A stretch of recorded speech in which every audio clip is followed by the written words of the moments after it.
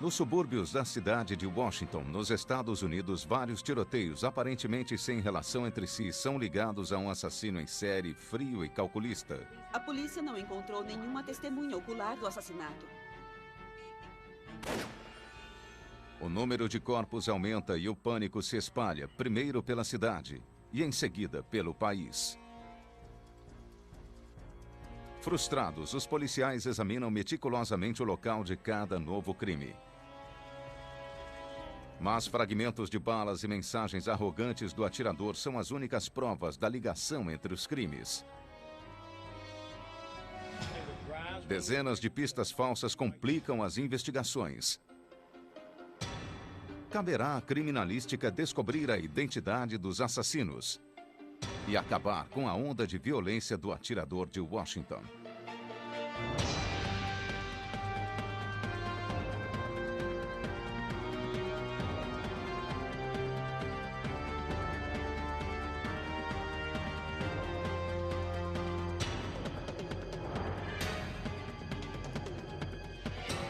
Os Novos Detetives. Estudos de casos em criminalística. O franco-atirador de Washington. 2 de outubro de 2002. Município de Montgomery, em Maryland. A movimentada e abastada comunidade suburbana faz limite com a capital dos Estados Unidos. Ali, poucos crimes são cometidos e os homicídios são raros. Mas tudo isso estava prestes a mudar. Num shopping, os moradores seguiam a rotina do dia a dia.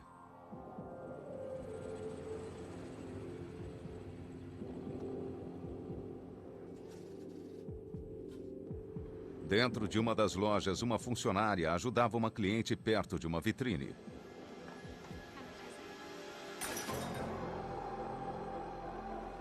Ninguém viu quem disparou o tiro que quase acertou as duas. Era o primeiro sinal de que aquele não seria um dia comum.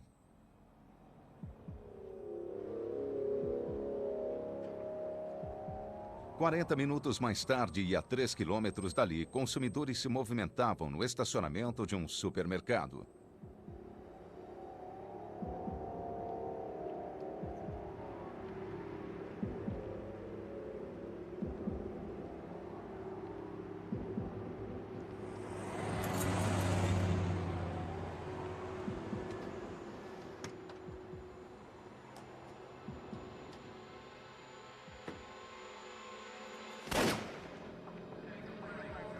Policiais que estavam na delegacia do outro lado da rua ouviram um tiro e foram imediatamente para lá.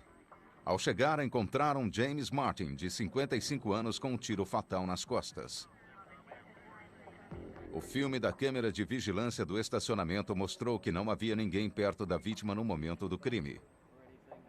A polícia eliminou a hipótese de latrocínio. O corpo da vítima foi levado para a autópsia em Baltimore. O exame do legista mostrou que James havia sido atingido por um projétil de alta velocidade. Os fragmentos de bala eram tão pequenos que os investigadores não conseguiram determinar o calibre. O assassinato aparentemente tinha sido uma enigmática tragédia isolada. 2 tiroteios seguidos eram uma coisa muito rara em Montgomery. A polícia não conseguiu encontrar nenhuma testemunha ocular do crime. Os investigadores tentaram descobrir possíveis conexões entre os 2 incidentes. O chefe de polícia Charles Moose foi informado do andamento do inquérito. Àquela altura, ninguém sabia se os 2 crimes estavam relacionados. Por volta da meia-noite daquele mesmo dia, os investigadores da divisão de homicídios me disseram que tinham feito tudo o que podiam e que iriam recomeçar no caso no dia seguinte. Quinta-feira, 3 de outubro.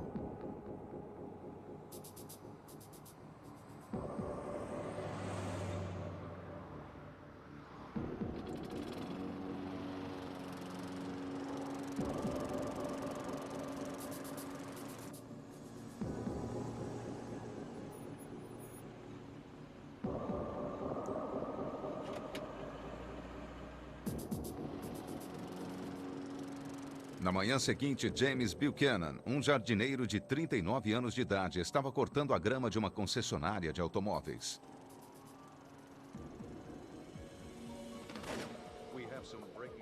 Temos notícias A urgentes. polícia recebeu um chamado de emergência. Funcionários da concessionária. As testemunhas contaram aos policiais que ouviram um barulho alto e viram James caindo. Anunciou que a vítima havia sido E assassinada. pensaram que ele havia sido atingido no peito por algum objeto lançado pelo cortador de grama. Identificou a vítima. James morreu a caminho do hospital. Os legistas verificaram que ele havia recebido um único tiro nas costas.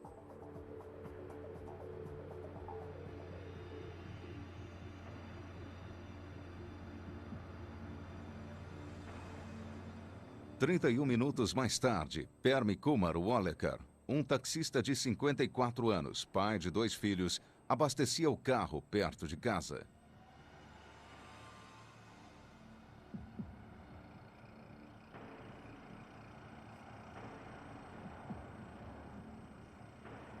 Em breve, ele comemoraria suas bodas de prata. Houve outro tiroteio em Rockville. Um homem, ainda não identificado, foi assassinado num posto de gasolina. Permy foi declarado morto no O local. homem recebeu um tiro enquanto cortava grama. Ele havia recebido um tiro no peito. O chefe Moose chegou enquanto os investigadores procuravam provas. Normalmente eu não vou ao local do crime. Mas diante daqueles 2 tiroteios seguidos, e mais o que havia acontecido na noite de quarta, achei melhor ir até lá pessoalmente. Então comecei a achar que alguma coisa muito fora do normal estava acontecendo.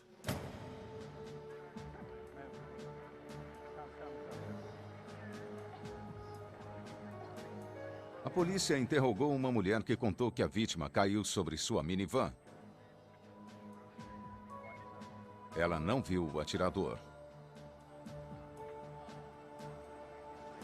Atenção 251, vocês foram chamados a um outro tiroteio. Enquanto estava no local, a polícia foi avisada de outro tiroteio. Policial Stanley, você fica encarregado.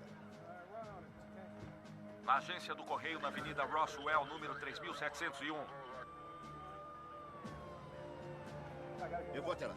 O ritmo do assassino estava aumentando.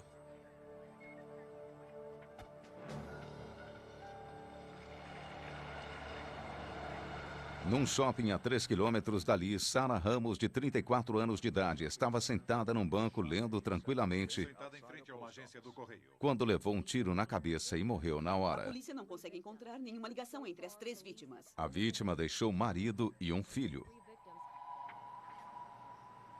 No local, os investigadores interrogaram uma testemunha. Ele contou que ouviu um tiro e, em seguida, viu um caminhão branco tipo baú saindo às pressas do estacionamento.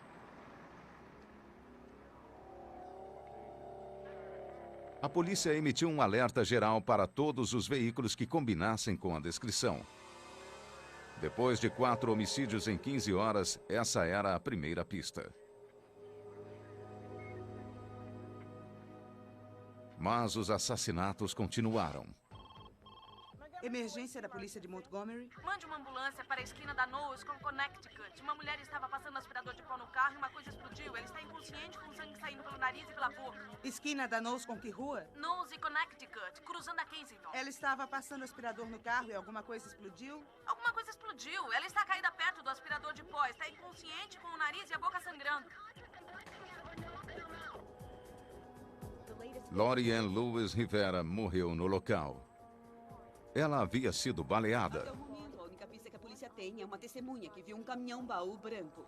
As notícias sobre os tiroteios aparentemente aleatórios espalharam-se pela comunidade e o chefe de polícia deu uma coletiva de imprensa. A nossa taxa de homicídios cresceu 25% num único dia. Acreditamos que se trate provavelmente de um atirador profissional e isso aumenta a nossa preocupação. A polícia não sabia por que aquelas vítimas haviam sido escolhidas. A polícia procura uma possível conexão entre os assassinatos.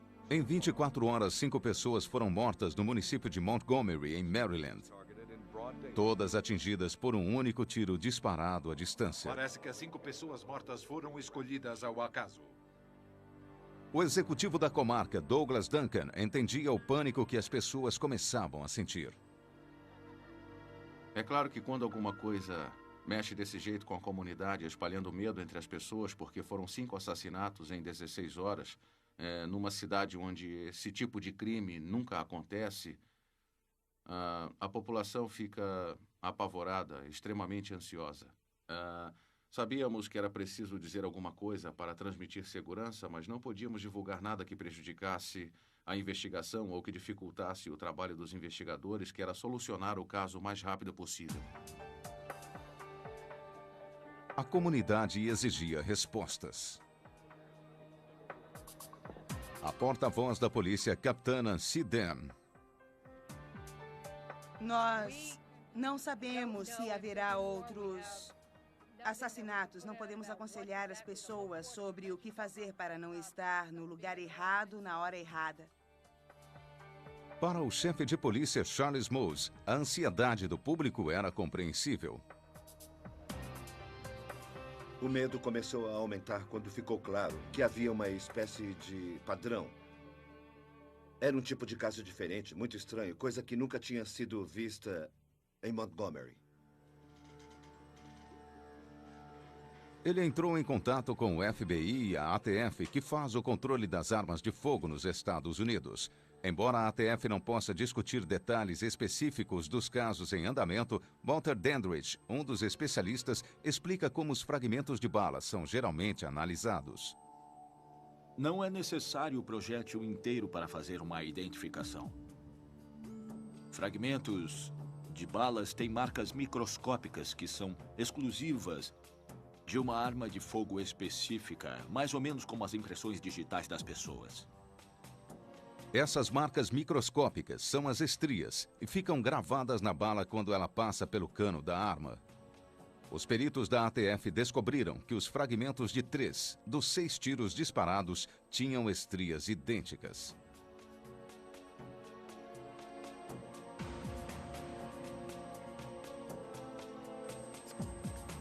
O que significava que a mesma arma havia sido usada nesses crimes.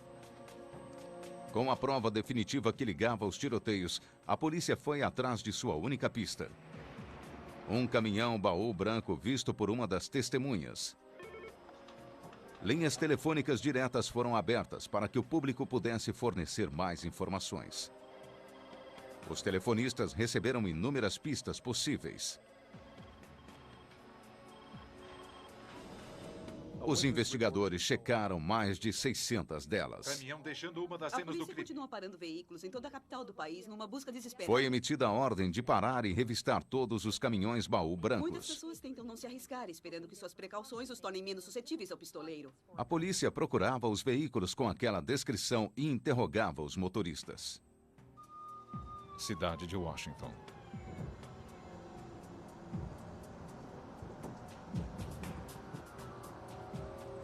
Oito horas após o 5º assassinato, um policial de Washington fazendo o trabalho de rotina parou um Chevrolet Caprice azul numa infração de trânsito. Dentro do carro havia 2 homens.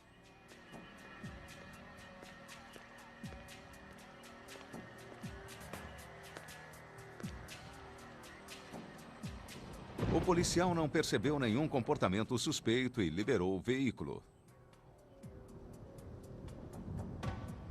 Como as autoridades estavam procurando um caminhão-baú branco, o policial não tinha nenhum motivo para ligar aqueles homens aos recentes assassinatos. Ele registrou a verificação e prosseguiu.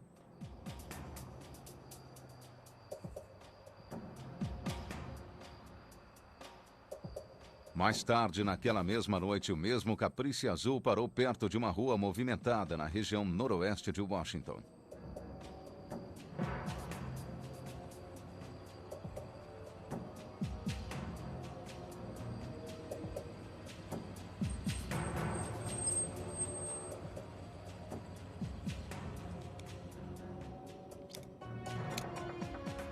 Pascal Charlot, um carpinteiro aposentado de 72 anos de idade, estava andando pela rua. Sua principal ocupação nos últimos tempos era cuidar da esposa doente.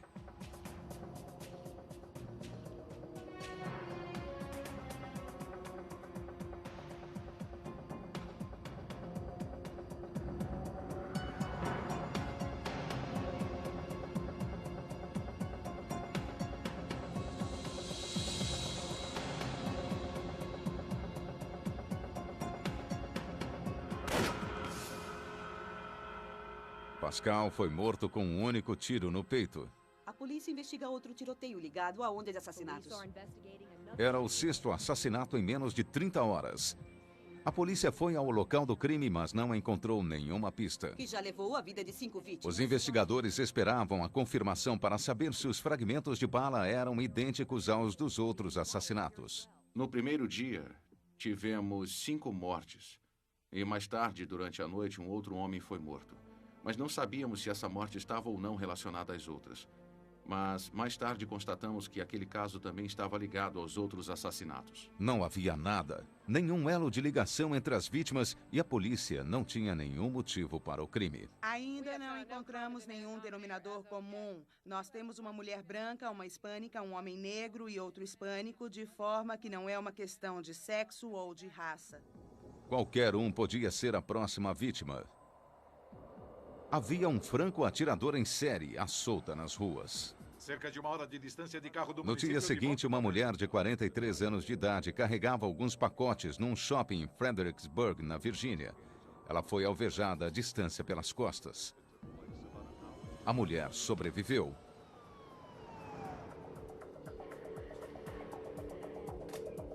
Os investigadores examinaram sua minivan. E encontraram um fragmento de bala cravado no veículo. Os peritos concluíram que o fragmento combinava com os dos outros tiroteios.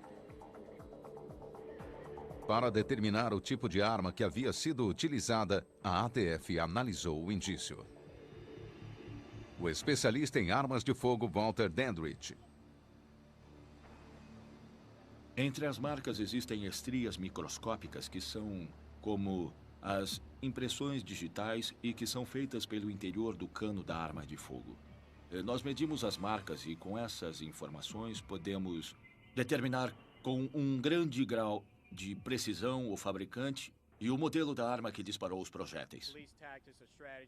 O chefe Moose tornou públicas as descobertas mais recentes. Devo repetir, nós temos 90% de certeza de que é um calibre 223.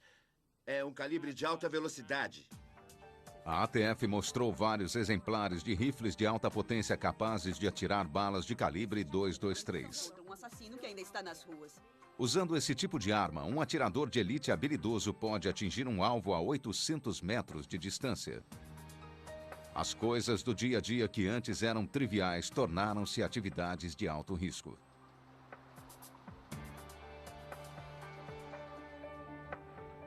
Os comerciantes baixaram lonas para proteger a si próprios e aos seus clientes. A gente não sabe se no dia seguinte vai aparecer outro corpo, se mais uma pessoa vai morrer na próxima hora. E por causa do caráter aleatório das mortes, as pessoas ficam com medo de sair de casa ou do carro e levar um tiro. Segunda-feira, 7 de outubro. O fim de semana transcorreu sem nenhum incidente. Muitos esperavam que a matança tivesse terminado.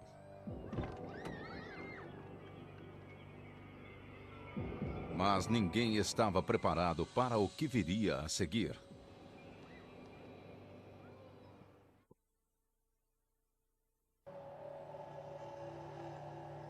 Uma onda de assassinatos nos arredores da cidade de Washington havia levado 6 vidas em 5 dias. Segunda-feira, 7 de outubro. Apesar do pavor crescente, os moradores tentavam manter a rotina do dia a dia. Até que o impensável aconteceu.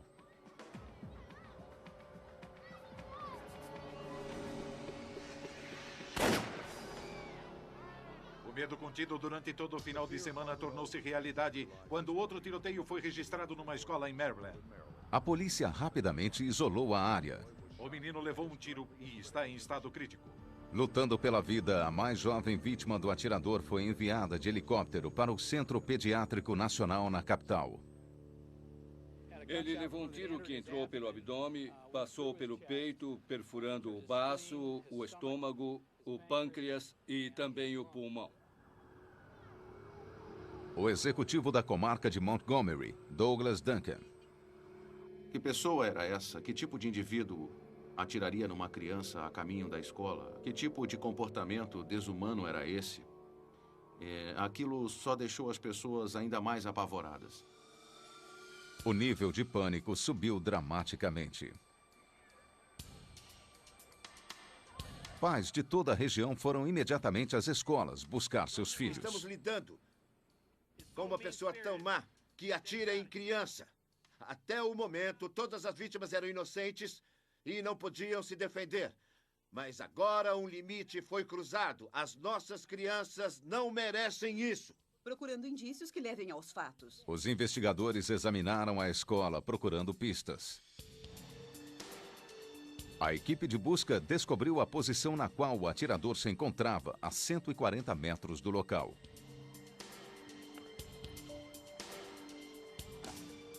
Um investigador encontrou uma carta de tarô que havia sido deixada no local bem à vista.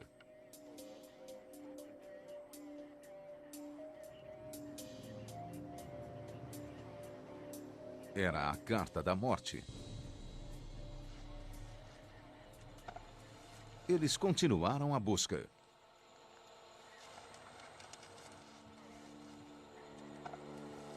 Um cartucho de bala foi encontrado.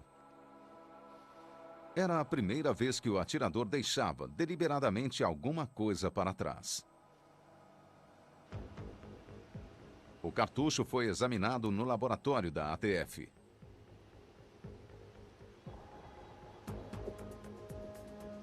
O exame confirmou que a bala disparada era de calibre .223. A carta de tarô foi analisada no laboratório de criminalística do FBI. Os peritos procuraram impressões digitais e traços de DNA, mas não encontraram nada. A carta dizia especificamente não conte para a imprensa. Mas a informação vazou para a mídia e foi transmitido para o mundo inteiro que uma carta de tarô havia sido encontrada, que algum tipo de comunicação havia sido feito. E os negociadores do FBI, junto com os especialistas em perfis criminais, então entraram em ação para criar o comunicado que seria transmitido pelo chefe Moose através da imprensa. Parecia um aviso para que a mídia se afastasse da investigação.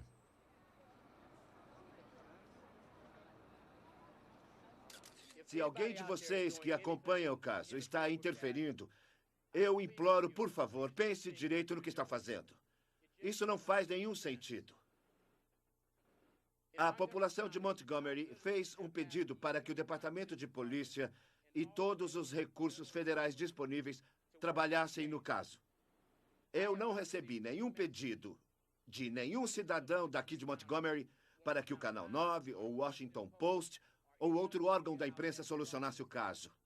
Mas se isso acontecer, então me avisem, porque aí nós vamos nos dedicar a outro tipo de trabalho e deixar que a imprensa resolva este caso. Nosso chefe de polícia teve que recriminar a mídia em público por ter divulgado o fato. Não foi bem uma mensagem para a mídia ou para o público, mas sim para o atirador, de que o líder da força-tarefa não tinha nada a ver com isso, ele não tinha autorizado, a gente estava tentando fazer o que ele pediu. O trauma e o fato de que somos obrigados a... O perito e especialista em perfis criminais, hoje aposentado Robert Bresler. Chefe Moose era uma figura de autoridade. Ele apareceu para as câmeras de uniforme com o distintivo bem destacado e mandou um recado diretamente para os atiradores. Isso exerce uma grande atração na personalidade desse tipo de assassino. Os especialistas em perfis criminais acreditavam que aquela mensagem continha pistas do motivo do assassino. É aquele tipo que pensa: Eu sou Deus, eu caminho sobre as águas. Estou muito acima de vocês e vocês não podem me alcançar. Em outras palavras, o tipo de indivíduo inadequado, que sempre foi um fracassado e nunca teve nada de valor na vida, mas que está, naquele momento, comandando o jogo. Nos dias que se seguiram ao tiroteio na escola, milhões de pessoas temiam ser a próxima vítima. Muitas escolas estão fechadas. Escolas e outras organizações da comunidade suspenderam todas as atividades ao ar livre. De caçar ou com treinamento militar. As pessoas se sentiam como se estivessem numa zona de guerra. Mas não podemos simplesmente fechar a comunidade, não podemos deixar a sociedade em suspenso enquanto vivemos com esse medo. E isso fez com que eu, os investigadores e a força-tarefa nos empenhássemos ao máximo para pegar quem quer que estivesse fazendo aquilo, para que as pessoas pudessem ficar novamente em paz.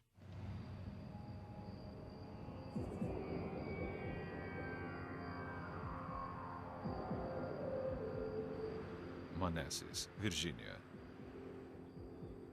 Quarta-feira, 9 de outubro.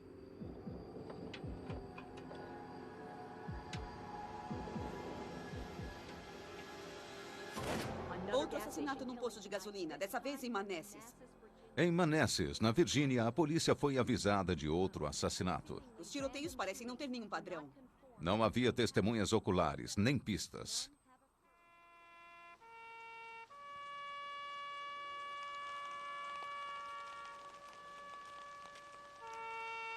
Dean Myers, um engenheiro de 53 anos, veterano da Guerra do Vietnã, foi morto com um tiro enquanto abastecia seu carro.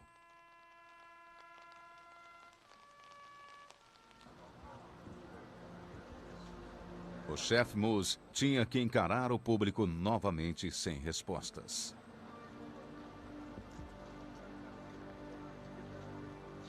A violência do assassino estava cobrando um preço alto da comunidade e dos policiais. Para ajudar nossos investigadores, para ajudar as forças da lei a prendê-lo. Hoje em Fredericksburg, Virgínia, houve outro tiroteio num posto de gasolina.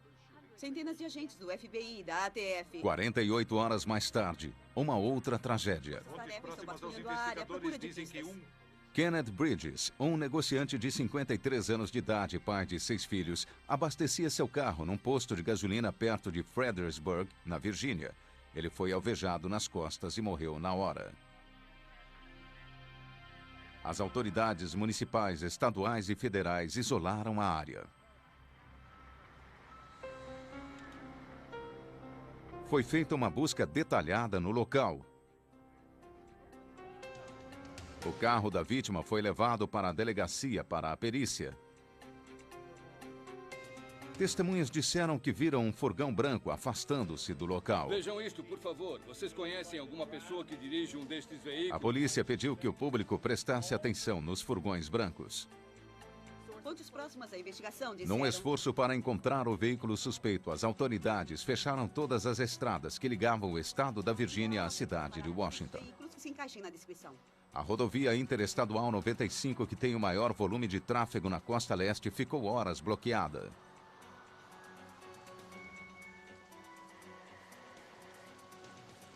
O furgão branco era uma pista falsa. Aparentemente havia uma van branca na vizinhança e alguém achou que o veículo teve alguma coisa a ver com o crime, mas se fizermos a experiência de dirigir pela estrada numa tarde qualquer, veremos muitos deles.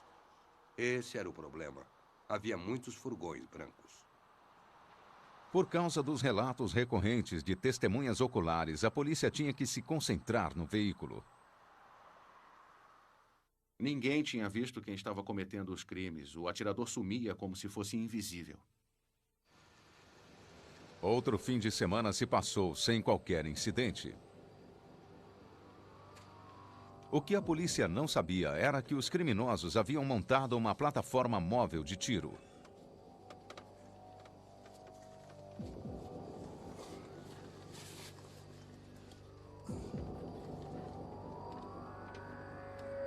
E ela proporcionava a eles um esconderijo perfeito e possibilidade de fuga imediata.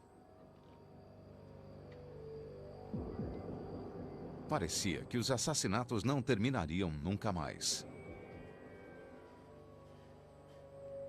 Fairfax, Virgínia. Linda Franklin, de 47 anos, estava com seu marido no estacionamento de uma grande loja de ferragens em Fairfax, na Virgínia.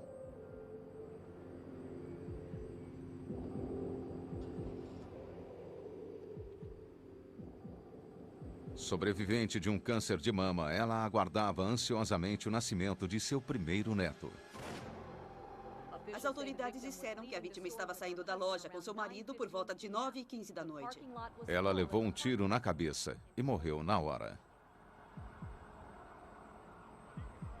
As autoridades bloquearam as estradas das redondezas, mas nenhum suspeito foi A encontrado. polícia divulgou uma descrição. Investigadores da Força Tarefa de Montgomery foram de helicóptero para o As local. autoridades fecharam as estradas que levavam ao shopping center. Existe um sentido duplo de urgência. Além de levar adiante a investigação dos assassinatos já cometidos, a gente ainda tem que reagir a um novo crime.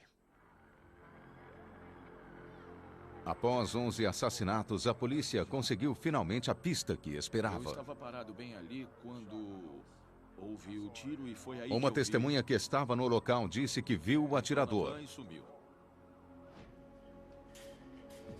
Ele contou à polícia que estava saindo da loja quando viu um homem moreno disparar um rifle de alta potência.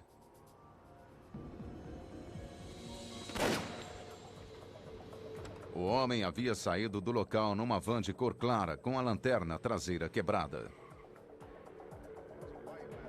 Os relatos de testemunhas anteriores sobre uma van branca pareciam se confirmar. Temos uma Chevy de cor creme ou branca e com a lanterna traseira quebrada em trânsito. Mas as esperanças dos investigadores acabaram rapidamente. Após novas investigações, verificamos que a informação dada por uma testemunha do tiroteio da loja de ferragens que descrevia uma van de cor clara com a luz traseira quebrada não é confiável. A fita do vídeo de segurança da loja de ferragens mostrou que a testemunha estava dentro da loja quando o tiro foi disparado. Ele não poderia ter visto o atirador.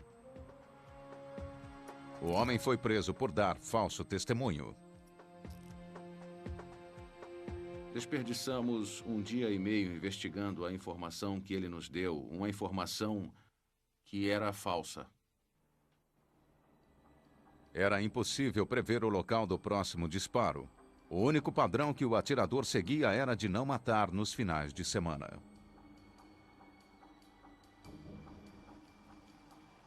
Os investigadores acreditam que o atirador atacou novamente em Ashland, na Virgínia. Do lado de fora de um restaurante, um homem de 37 140 anos de quilômetros ao sul de Washington, o atirador atacou novamente. 37 anos levou um tiro. Muitos acreditam que agora o atirador... Um homem de 37 anos de idade que estava saindo de um restaurante levou um tiro no abdômen. Apesar de ter ficado gravemente ferido, o homem sobreviveu.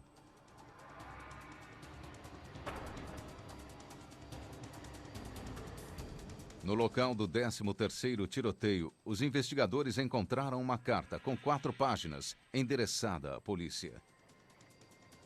As autoridades esperavam que seu conteúdo fornecesse finalmente pistas que ajudassem a interromper a onda de assassinatos. Em Ashland, na Virgínia, a polícia encontrou uma carta. 2 semanas de ataques letais de um franco-atirador aterrorizavam a população da região de Washington, capital dos Estados Unidos. 9 pessoas morreram e 3 ficaram gravemente feridas. Os locais dos crimes haviam fornecido apenas uma cápsula de bala e uma carta de tarô com a mensagem ameaçadora do assassino inscrita.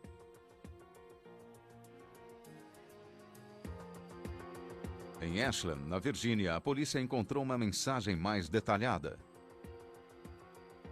Até aquele momento, ela era a prova mais substancial que eles tinham em mãos. Na carta, ele usava o pronome nós. Para a polícia, isso significava que havia pelo menos 2 pessoas envolvidas. A carta também recriminava as autoridades por ignorar as repetidas tentativas de comunicação da parte deles. Nós recebemos um comunicado. Esse indivíduo ou indivíduos têm demonstrado a vontade e habilidade de atirar em pessoas de qualquer idade, qualquer raça ou sexo. E atacam em horas variadas, em dias também variados e locais diferentes. Entendemos o medo da comunidade e, portanto, nós vamos divulgar as palavras exatas em que a ameaça foi escrita pelo autor. Isso está escrito no fim da mensagem. Suas crianças não estão seguras em lugar nenhum, em momento algum. Com isso, dão a entender que não se trata de violência apenas. Estamos esperando notícias. Uma pista na carta fez com que a polícia fosse a uma igreja de Ashland, na Virgínia.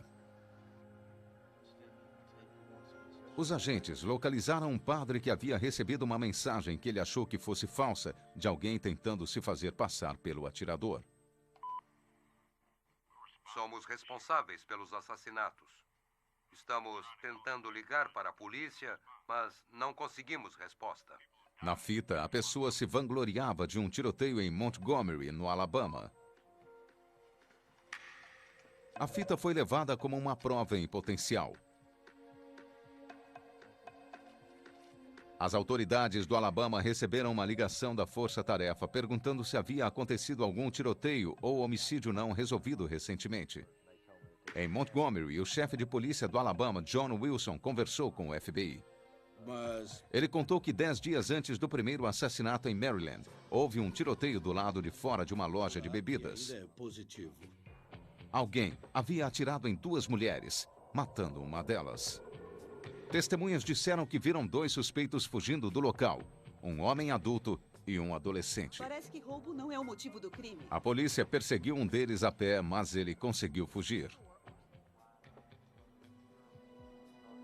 Os investigadores do Alabama conseguiram fazer um retrato do suspeito mais jovem. E recolheram uma revista deixada pelo homem em fuga. Ela foi examinada por peritos que conseguiram uma impressão digital.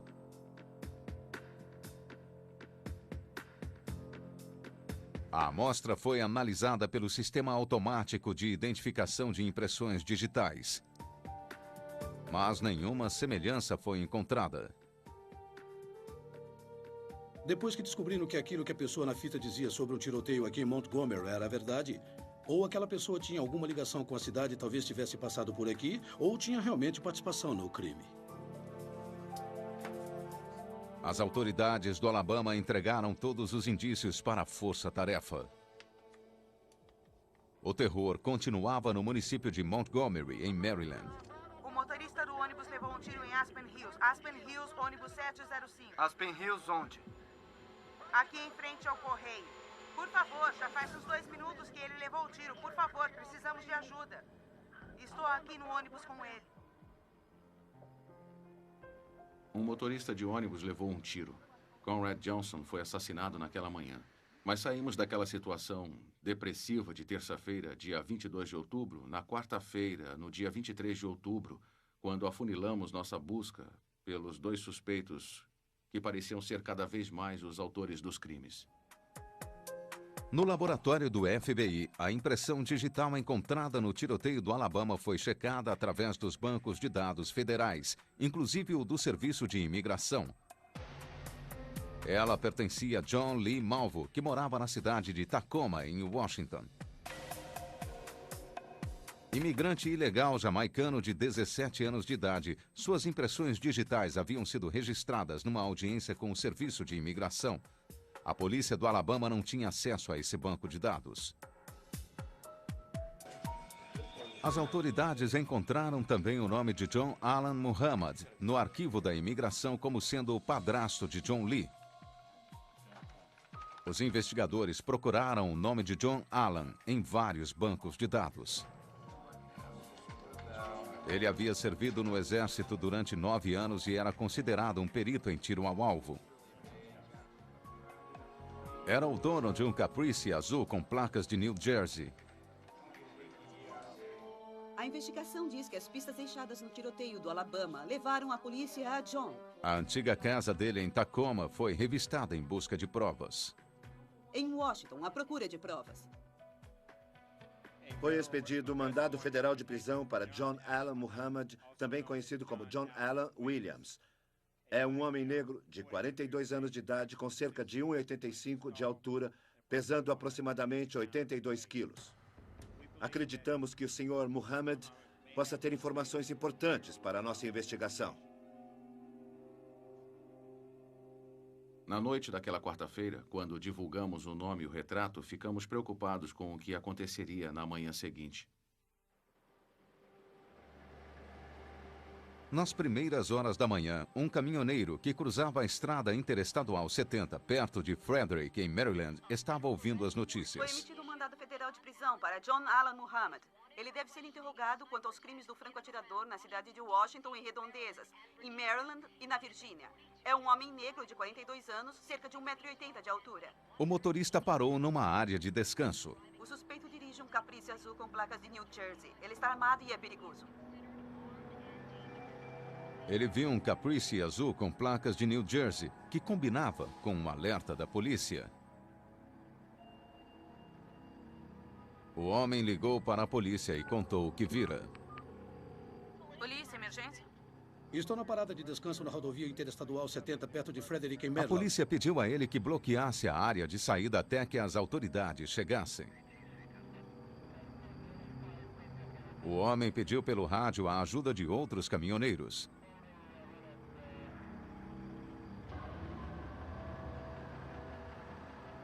Enquanto a SWAT era rapidamente enviada para o local, os caminhoneiros bloquearam a saída da parada de descanso.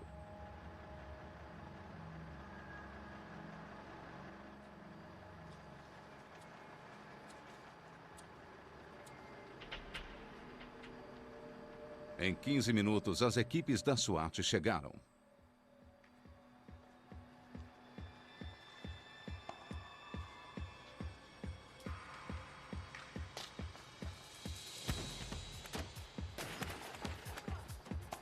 Vamos lá, no chão, quietinho! No chão! Põe as mãos nas costas! Mãos nas costas! As duas mãos! As duas nas costas! Vamos! Vamos! Agindo com precisão, a polícia capturou rapidamente John Allen Muhammad e John Lee Essa Malvo. outra mão! Agora! Põe as mãos nas costas! Vamos! Vamos lá!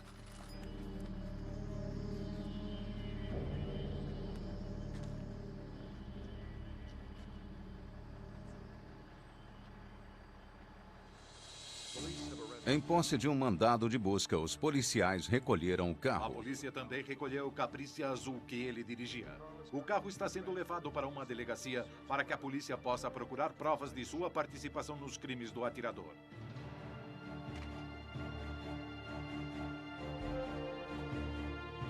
No porta-malas havia um rifle Bushmaster XM-15 com mira telescópica.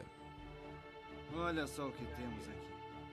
A polícia encontrou também um aparelho de GPS, um laptop, um abridor de rosca e munição.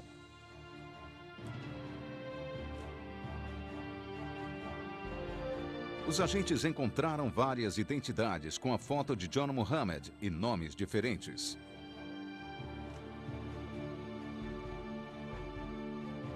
Havia 2 buracos na lataria do carro para o cano do rifle e a mira telescópica. Ficou claro para os investigadores que o porta-malas era um abrigo móvel para o atirador que permitia que ele atirasse sem sair do carro. No começo foi muito difícil deixar passar qualquer emoção. Até que os peritos nos garantissem que aquela era a arma. A gente tem que sentar e esperar. E não é só a gente que queria saber. Eu acho que, pelo que vi, que todo mundo também queria.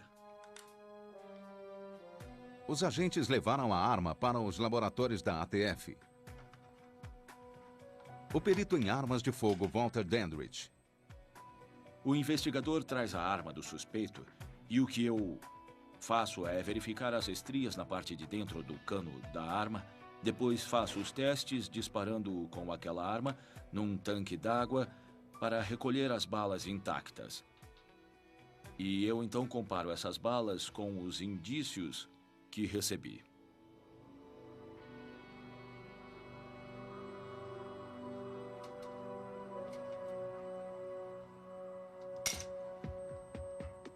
Os peritos da ATF compararam os fragmentos de bala dos tiroteios com a bala disparada com Bushmaster.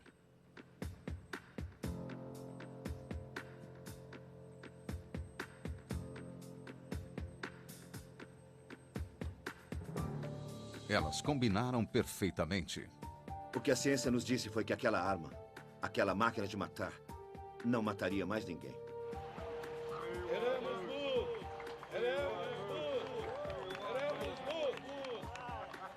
Quando estávamos saindo, olhei para o chefe Moose e disse apenas muito obrigado e parabéns e dei nele um grande abraço. Acho que foi naquele momento que percebi que tudo tinha acabado. Os investigadores dos estados de Washington, Louisiana, Alabama e Geórgia suspeitam que a dupla cometeu outros homicídios nesses estados. A onda de assassinatos havia finalmente chegado ao fim. As 4 pessoas feridas nos ataques ainda estão em recuperação. John Alan Muhammad e John Lee Malvo aguardam seu primeiro acerto de contas com a justiça na Virgínia.